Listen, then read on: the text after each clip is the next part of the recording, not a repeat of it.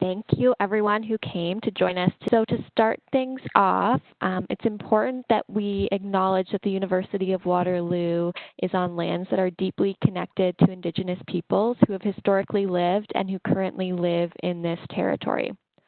These groups include the Neutral, Anishinaabe, and Haudenosaunee peoples. The University of Waterloo is situated on the Haldeman Tract, the land promised to the Six Nations that includes 10 kilometers on each side of the Grand River.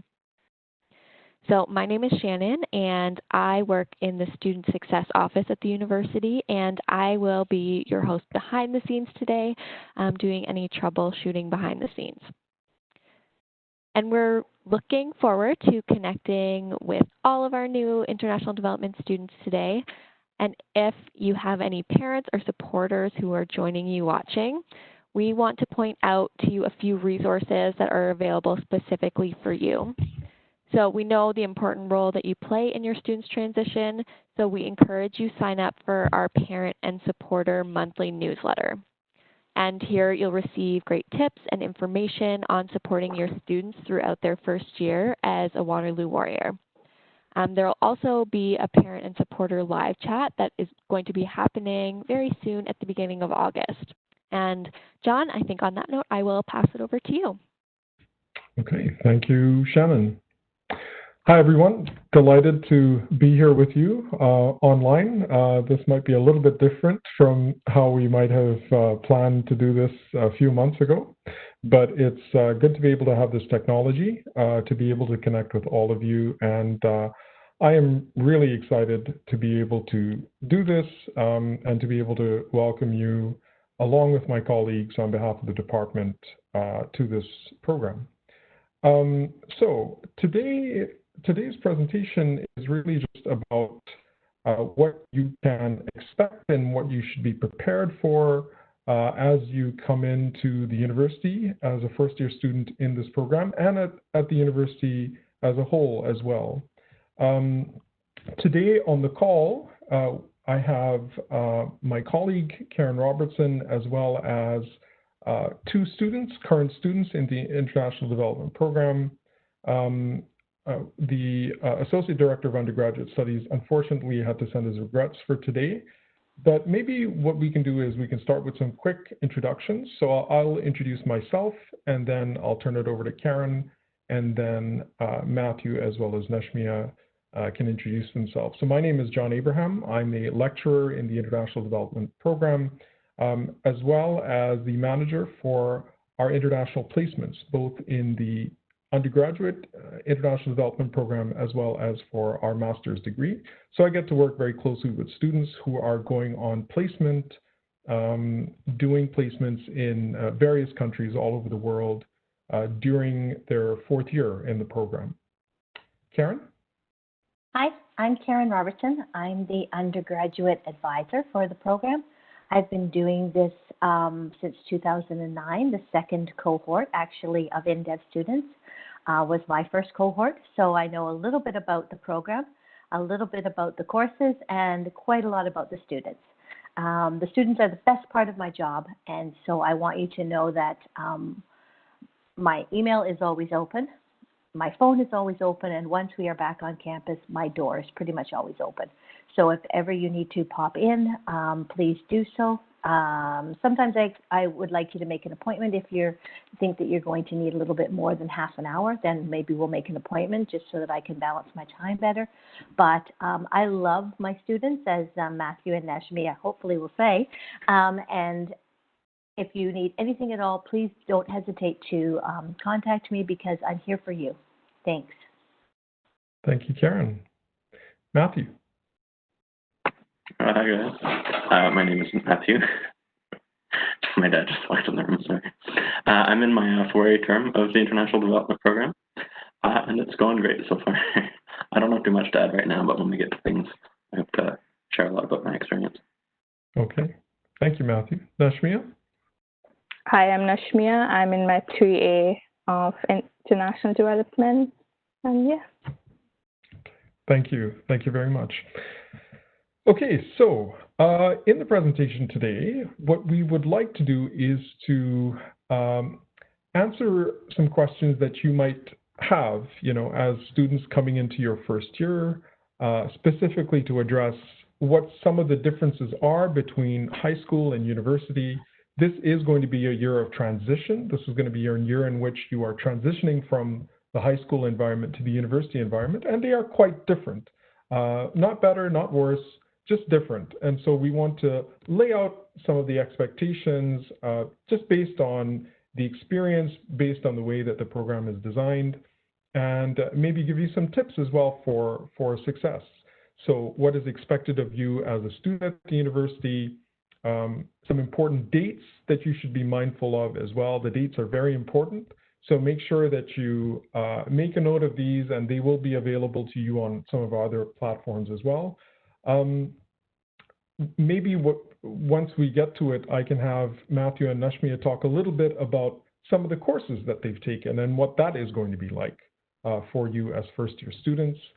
And then, as I say, some tips for success, and I will share some reflections myself, but I think Karen, given her wealth of experience, as well as Matthew and Nashmia, will be able to give you some very good perspectives on this too. Okay? Right, so let's get to some of the differences between high school and the university. So rather than going through all these points, let me just say that in high school in general, most of your learning takes place within the classroom environment. Before your classes, there is some minimal preparation that might be expected. Homework is sometimes assigned. Sometimes you have time and opportunity to do that while you're in school. And the amount of work that you're doing independently and away from the school environment is somewhat limited, especially when you compare it to the university environment. There's a nice little statistic right at the bottom of the slide that says, in some high schools, 80% of your learning takes place within the classroom environment.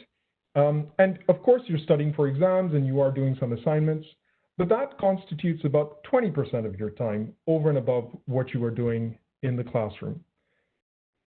One of the real differences with the university environment is that your studies in the university are very substantially going to be self-directed, okay? You do have regular time every week in your lectures, in your labs, to be in a classroom environment with your peers and with your instructor. However, that is only going to constitute about 20% of the time in which you are actually engaged in the learning process. Okay, so you will spend quite a bit of your time in preparing for classes. So there is preparation that is expected of you as students before you get to your lectures, before you get to your labs, as well as afterwards. Engaging in good kind of disciplines, making sure that you're keeping track of your assignments, of your readings, making sure that you're processing the various things that you're learning in the classroom environment. There's a real emphasis on the work that you are doing outside of the classroom, even more so than your engagement within the classroom and the lab environment, okay? So there's a real emphasis on work that you're doing outside, as well as work that you're doing with your peers outside of the classroom environment as well, okay? So these are, I like this slide because it gives you some numbers, breaks things down in numbers a little more explicitly. So again, this is a comparison of high school and university. As you can see, a lot of time in high school spent in the classroom, somewhat less, just under half of that amount of time that you'll be spending in the classroom environment in your first year. Something that might surprise you about your lectures in first year is that class sizes can be actually quite large. We can go up to about 300 students in a class. And, that means that it's a very different kind of environment in a large lecture hall with a lot of students. And so it's just something that you're going to have to think about how you navigate. How do you get the best out of an environment like that? And we'll, as we go through this presentation, we'll give you some tips on what you can do to make the most out of that.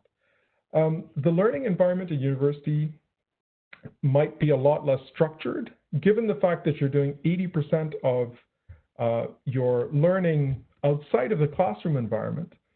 You have to be able to provide yourself some of that structure to be able to prepare for class and to make the most out of what you are learning in class. A couple of more quick things. In the university environment, as compared to high school, there will be a real emphasis on tests and exams, midterm exams, final exams, but also assignments and projects, okay? And finally, in terms of the expectations of how you are engaging, at the university level, there is an expectation that you are very consistent, that you are engaging at a high level, and that you are performing in terms of your grades, at least at the level of low 70s, okay? All right, so again, going on some of the differences and some of the contrasts, but also, you know, this is where some of the tips start coming in, and some of these are sort of good practices to keep in mind. So in terms of your academic tasks on this slide, if you look on the left-hand side, some good practices to engage in, preparing for your classes ahead of time. Sometimes professors, for example, will give you a reading, let's say a chapter or a few pages out of a chapter to read beforehand. And it's good, very good practice to do this so that you make the most out of the time that you're in the lecture. When you are in lecture, taking notes, and then I don't know about you, but when I'm quickly taking notes during a lecture or something like that, I'm just writing away, and then going away, stepping out of the lecture room, organizing that in a way that helps you study.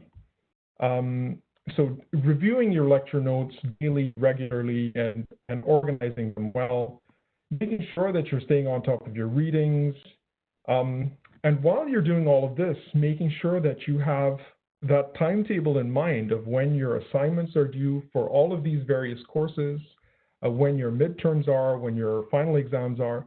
So this can get a little bit complex, right? So being able to think about this and organize it in a way, even just maybe having a calendar up, right, and just marking off where things are, will let you balance your time and manage your time more effectively.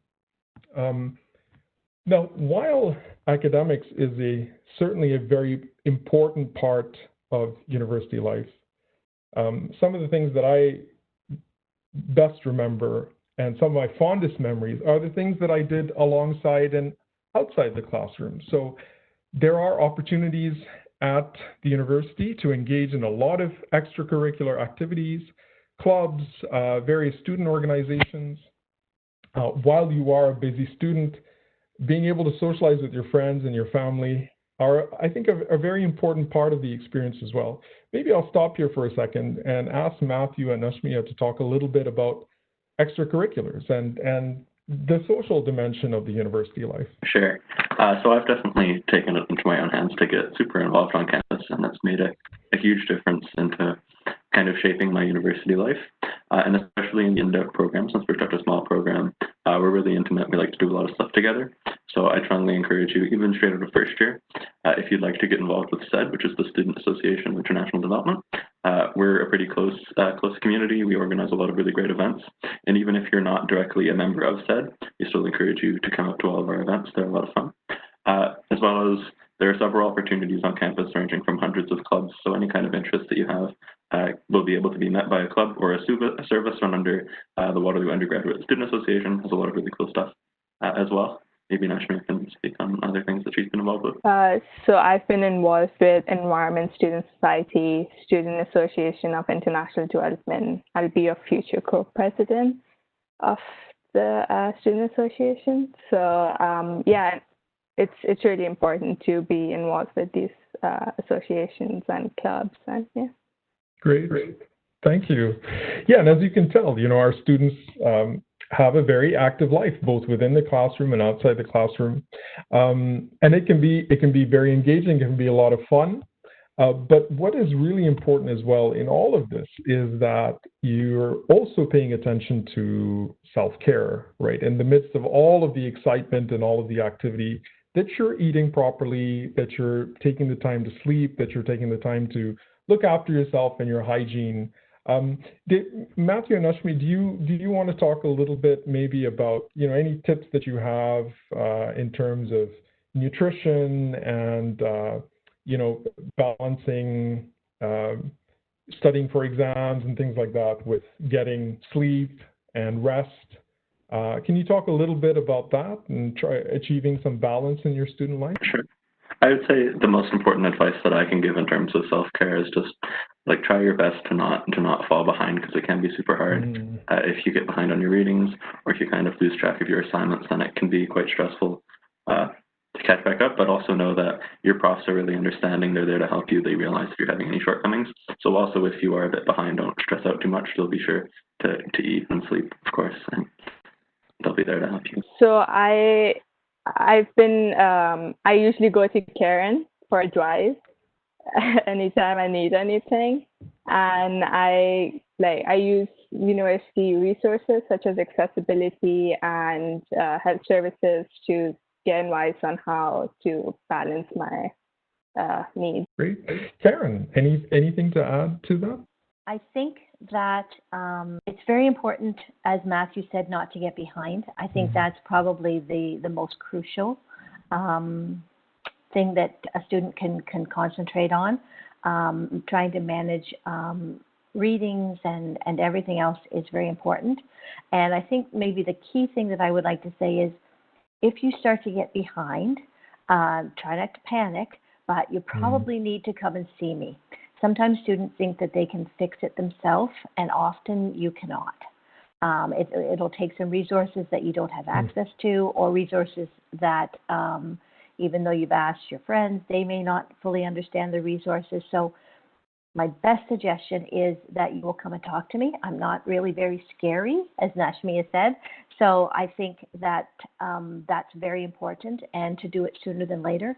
The students that tend to be successful are the ones who realize pretty early on that maybe they've missed, suddenly you've got one reading and you're like, I can miss one, and now suddenly you've got 5. And it's going to be overwhelming to add to that with all of your other workload. So time management is probably going to be the most important thing that you can learn, and it will become your best friend. So I really strongly encourage you that is where you need to focus your attention. And the Student Success Office has some wonderful resources and opportunities available to students to help you manage your timetable, to set up timetables, to understand balance between schoolwork and life, because life is happening whether we want it or not. And this fall will be, I think, an exceptionally unique challenge for each of us to face. We've never had a campus completely online before, so everyone will be in the same boat, and I want you to especially remember that you are not in a boat alone. We are all in the same boat. We just have different positions to play in that boat, but we're all equally important. So without you, our boat will not be as successful as if you were in it. So please take care of yourself first and foremost, and that means if your schoolwork has to slide a little bit because you need to look after you, then that is the most important thing. And mostly reach out to those around you, because we are here to help. Great. Thank you very much, Karen. I'm just mindful of time, so I'm just going to keep going here.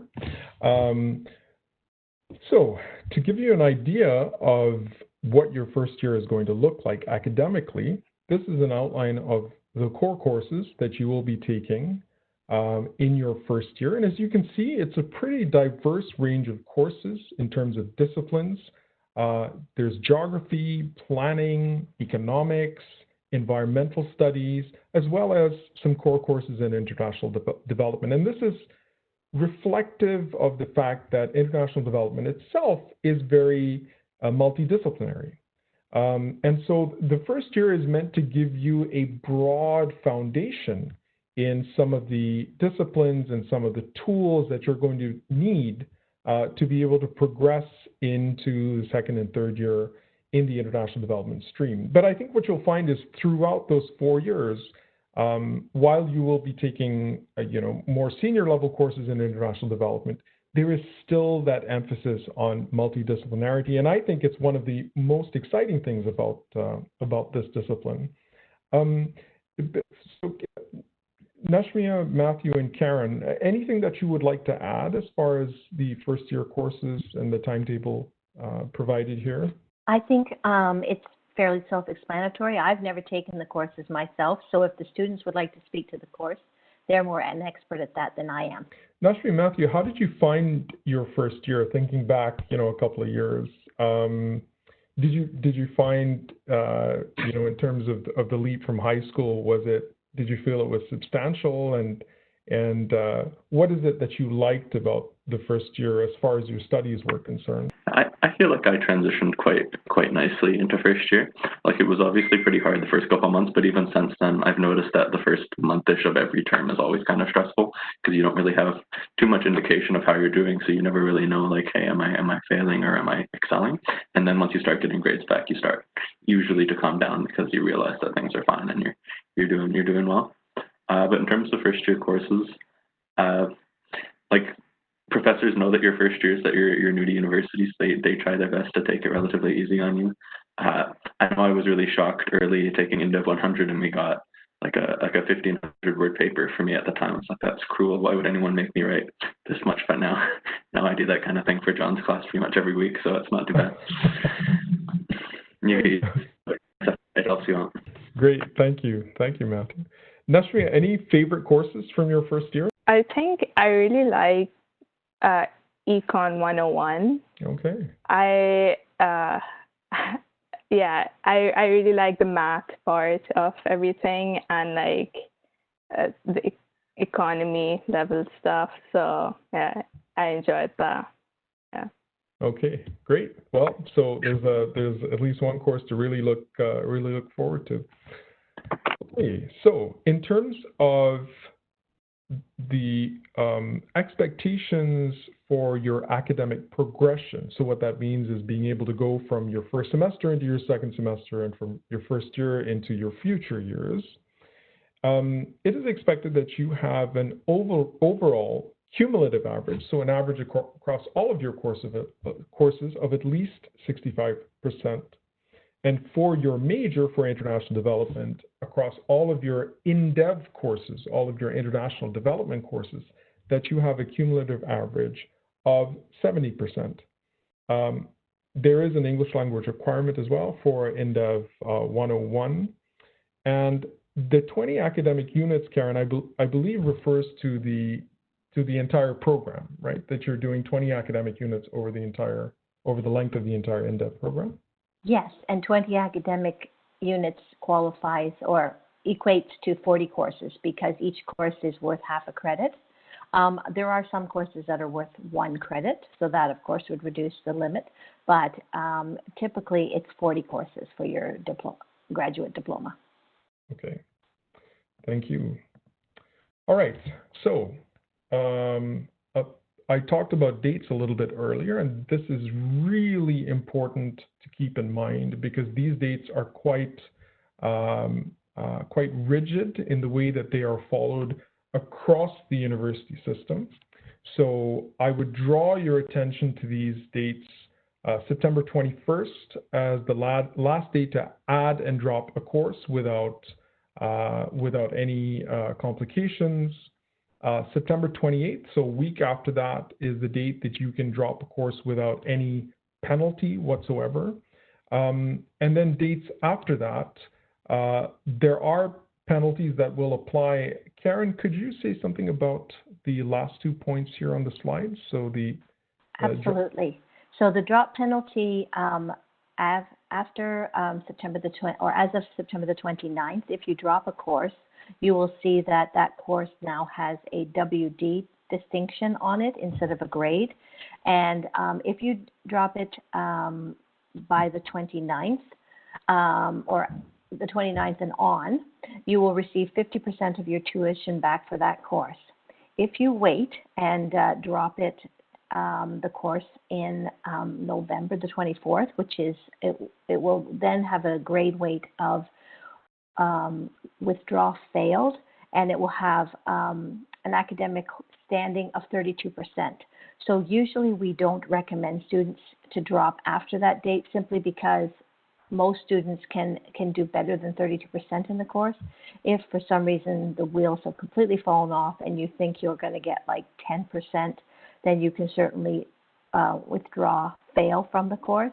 But there's always options for petitions for courses. If you have some extenuating circumstances, there are always options available. So the biggest thing is not to panic and to do a check for understanding to figure out, okay, what is going to be the best for me. Great, thank you. Thanks, Karen. Okay, so what is your first semester going to look like?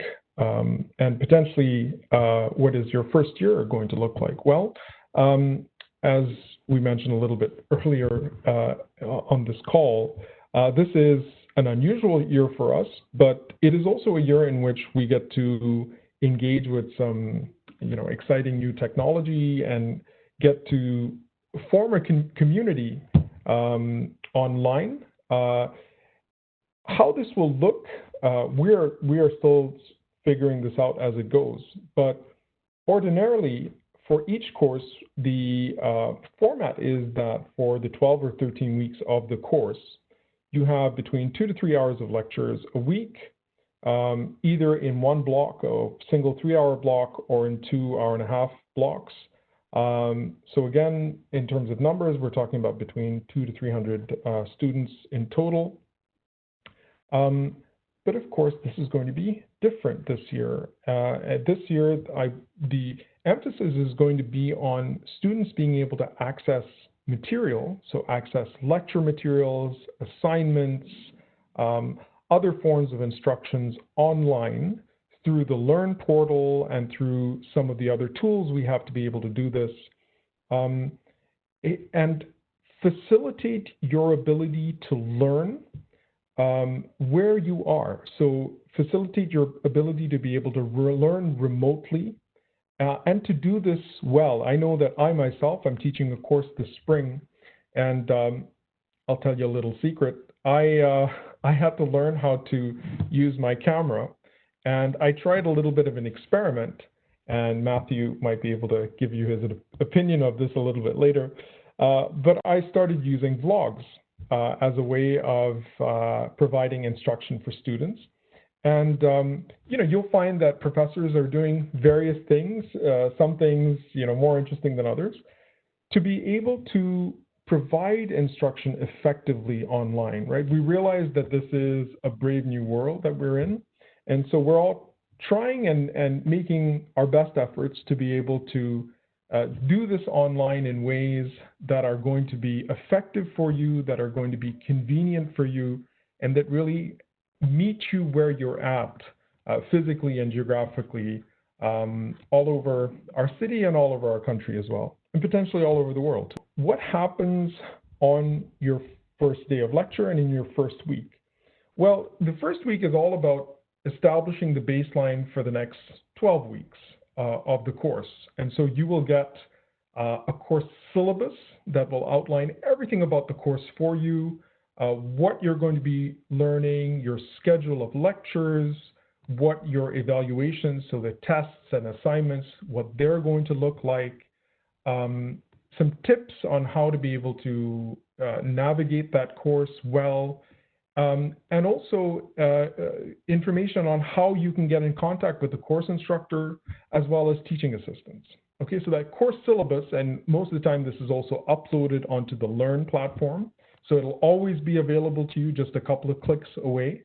That will be your major source of information for the entire course, and it is something that will help to keep you on track for the entirety of the semester. Okay, so usually what I do in my courses on the first day is that I get students to review the syllabus before they come to class, and we spend a good part of that first class just talking about the syllabus. Okay, what the content of the course is going to be, a little bit of an introduction around that, talking about what the assessments are, so the tests and the assignments, And then I always draw the students' attention to major dates. If there's a midterm exam, if there's a final exam, if there's a project deadline, a major project deadline or something like that, that's what I tend to do for my first day of class.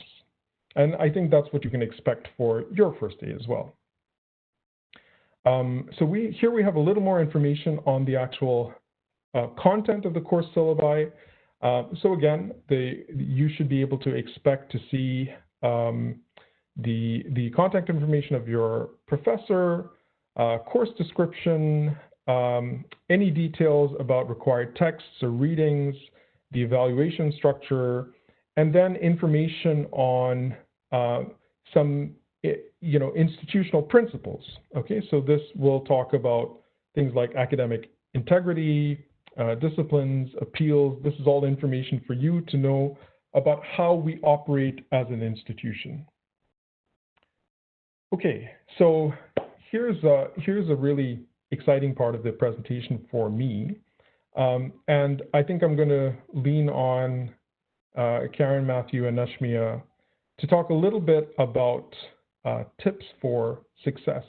I think the most important thing, for achieving success, something that we said a little bit earlier, is consistency, right? Being able to come back week after week, keeping up with your readings, keeping up with your studies. But again and again, I see this every semester. Life happens, right? And taking 5 courses a semester can also be quite challenging sometimes, right? Being able to juggle all of these things. And what I think helps to give you some resilience, give you the ability to be able to manage all of this, right? If you feel that things are coming apart at the seams a little bit, to me is communication, right? You ultimately have a network around you of people that are invested in your success. And this includes your friends, this includes your family, but this includes people like me, your professor. This includes people like Karen, who are administrators in the program. This includes various services that are provided all over campus, like the Student Success Office. Okay, we are all invested in your success and we are all here to support you. But the one thing that we would ask of you is to make sure that you are communicating, that you're able to come to us when you feel that things are getting a little bit out of balance. Because I think the earlier you can catch that, the better chance that you'll be able to address it quickly and then be able to move on. So this is a little bit about some of the services and some of the places that you can go to for support. Karen, could you talk a little bit about your role as a program advisor and how you provide support to students? Sure. So my role can be, from an academic standpoint, I can help you get into the right courses, give you some advice on electives to take, give you some suggestions on, workload balance and course balance. I know a lot of students are interested in doing minors, and there's minors and options and diplomas and specializations, lots of different ways that you can customize your degree specifically for you.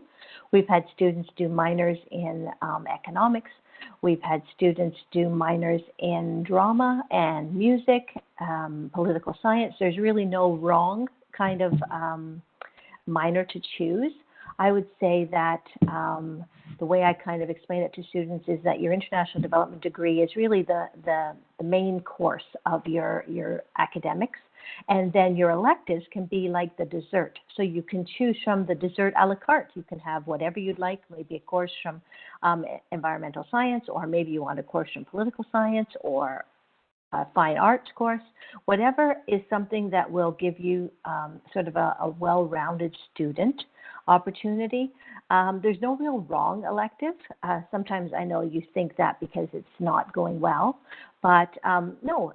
So you can do, I've had students who have done electives from all kinds of the different broad spectrum, and then I've had students who have come to me in right first week and said, I want to do a minor in languages, or I want to do a minor in political science, and then we work towards making what courses they need for that and getting them to talk to the right people. So I know that's quite important. Students like to do that. I think it's not a bad idea. I think it's also not for everybody. Some people just would like to take a course from a whole bunch of different disciplines just so that they can sort of taste the water in each. And so there's no right or wrong there. It's really what makes you content and happy.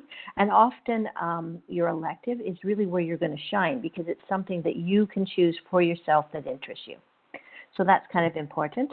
I can handle, I've had students tell me pretty much anything. So don't think that because it's about housing or even about life falling apart, you can come and tell me, because I do have, like I said, I have a lot of knowledge of resources that are on campus, and I can certainly point you in the right direction.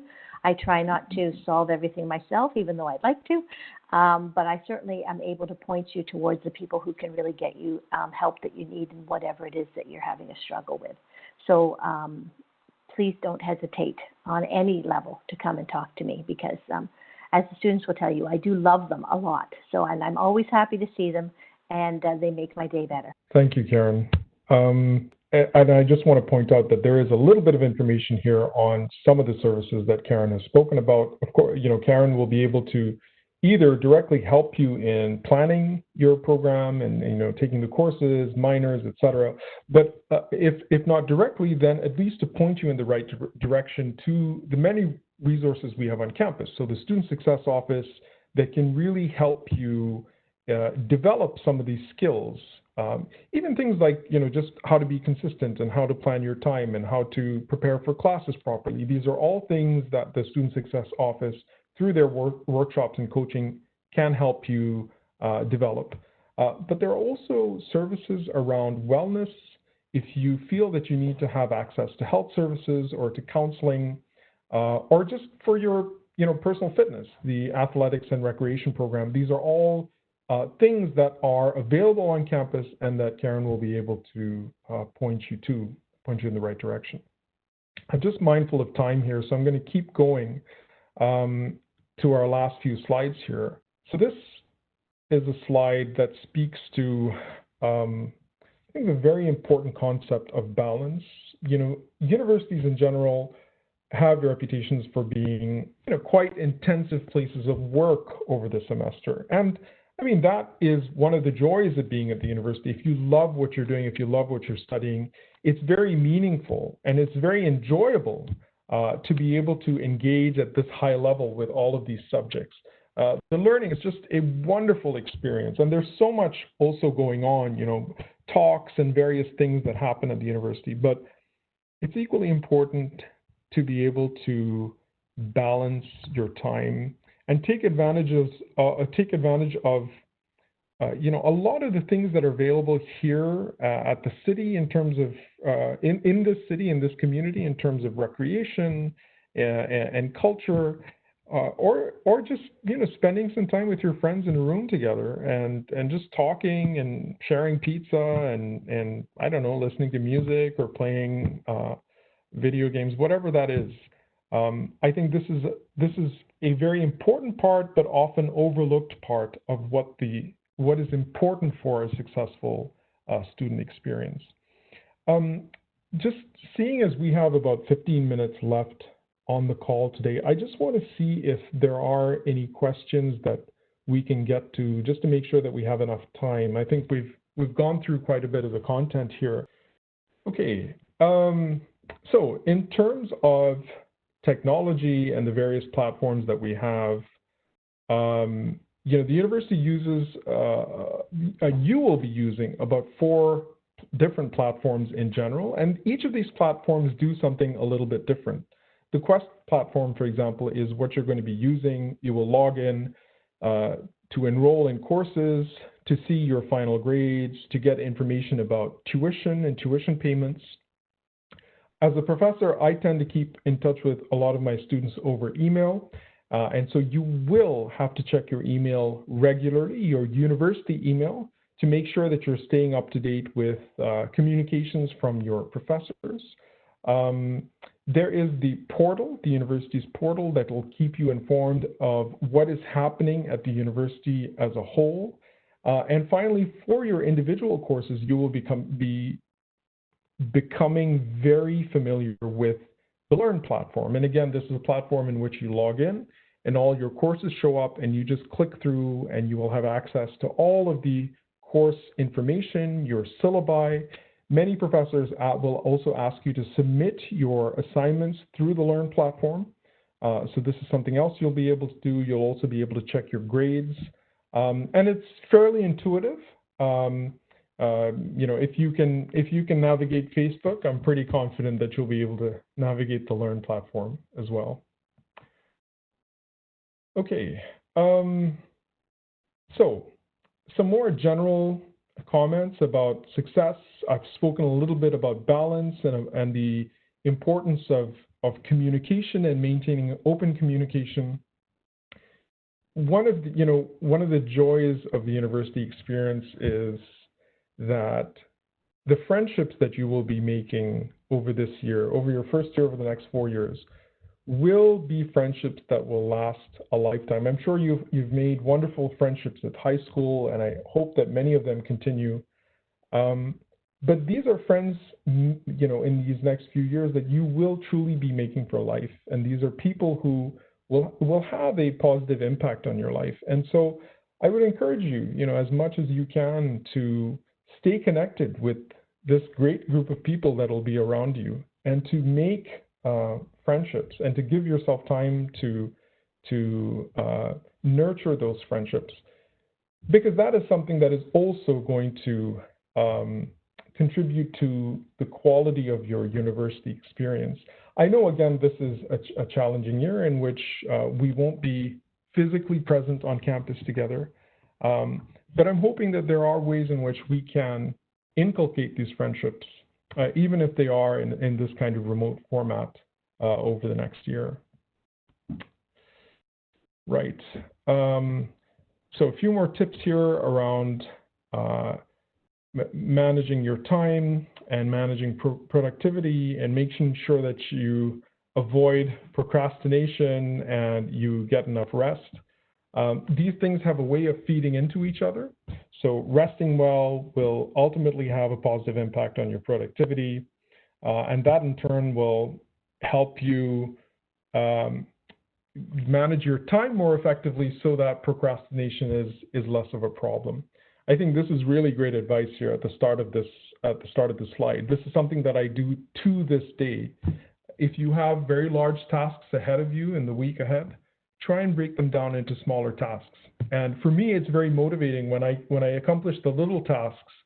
That helps me build up a momentum towards you know, finishing these larger tasks. Okay. Right. So we are at the end of the presentation. I hope that this information was useful for you. I do want to give you some time to ask questions, and there's both myself, but also Karen, Matthew, and Nashmia here. So why don't we give it a couple minutes, and if you have any questions about anything that we said in the presentation or anything else, I'll give you a couple of minutes to put them into the chat, and we'll try and answer them as best we can. I'm just wondering too, if it's possible. I know that Matthew has had some unique experiences for exchange and some experiences like that. Maybe he could just speak to a little bit of that. I know that's something that often incoming students are quite interested in going on exchange also. Yeah, I feel like definitely a lot of INDEV students like all things international and like are explorers. So yeah, and an advantage of being a non-co-op program is that we get these summers that other students don't quite have the opportunity to do. So when I was coming into Waterloo, I definitely wanted to go on an exchange. But being the INDEV program, we have a lot of really specific courses that it can be hard to find equivalents for at universities elsewhere. So I worked a lot with Karen to try to figure out ways that we could kind of navigate around this. And I found that there were summer programs in France, because I specifically wanted to go on exchange to help build my French language. And I discovered there were these shorter language programs that were offered in France in the summer. So I had the opportunity in the summer after my first year to do two separate 1 month language programs in France. So I spent 1 month in Paris and 1 month in Grenoble, which is a city in the Alps region. And I studied French there, and it was really cool opportunity. I got several French credits from that. It was a really great time. I was in Paris when we won the World Cup. It was an insane experience. And then this past summer, I also got to work closely with the organization that sends us on our placement, which is the World University Service of Canada. So I participated in their international seminar, and I went to Malawi with some other Canadian students, and I worked closely with Malawian students and refugee students at a refugee camp to carry out some research on youth refugee self-reliance, and we ended up producing a nearly 100-page report, and that was submitted both to the administrative staff at the refugee camp that we were working at, and it was presented to Global Affairs Canada and the UNHCR. So it was a really great opportunity, and it was a lot of fun, and now I feel like I built connections with the World University Service of Canada, which is hopefully going to be useful moving into my placement. Wow. Thank you, Matthew. Fantastic. So even as a student, there are opportunities to be able to make, real impact at that level, during your university career. Matthew, maybe you could quickly tell us, where is Malawi? It's in southern Africa, along the border south of Tanzania, to the west of Mozambique, east of Zambia, near Lake Malawi, which is a really beautiful place. We took a weekend trip there just to go to the beach, although they kind of scared us out of swimming in it because of bilharzia and parasites, so I didn't want to get sick. Yeah. But the Malawian students had no issue running into the water, and they all survived. So I guess next time I'm back, I might take the risk. Sounds like a plan. John, I'm wondering if we can ask Nashmia, as an international student, some of the challenges she's faced coming to the University of Waterloo in her first year, and some advice that she might have for international students who might be listening in. Nashmia? So I thought I would have many more issues as an international student than I actually had. I think I just engrossed myself into like the student societies, meeting new people, going to events, and that helped me make friends. And I didn't really find any barriers because there's so many resources, and everyone's so great, and like our program is so small that everyone's just friends with each other. So I honestly didn't like that issue. That wasn't an issue, being an international student here. Great. Awesome, thanks. Good to know, Nashmia. Thank you. Let me just thank you again then for joining us today. We really look forward to welcoming you to our program and someday to our campus. And we're excited for you. This is an incredible journey that you have ahead of you, and I hope that you're looking forward to it with great anticipation. So upwards and onwards. Thanks as well, Karen, Matthew, Nashmia, for being here and for contributing your insights as well. I just want to also say thank you, everybody, for coming, and thank you to John, who did a fabulous job of the presentation. Thank you to Nashmia and Matthew, and thank you to our Ask Me girl, who was giving us some information, who happily put in the information about the Student Success Office, to Shannon, who is the host, who has been awesome to work with, and especially to you, our attendees. We are really looking forward to seeing you in the fall in whatever capacity. I know that it's going to be a different time, but it's an exciting time, and we are very much looking forward to what the future holds for international development and also for you individually. So have a great rest of the summer. Any questions, please email myself or any of the panelists, and we will go onward and upward in September. Thank you, everyone. Have a good day.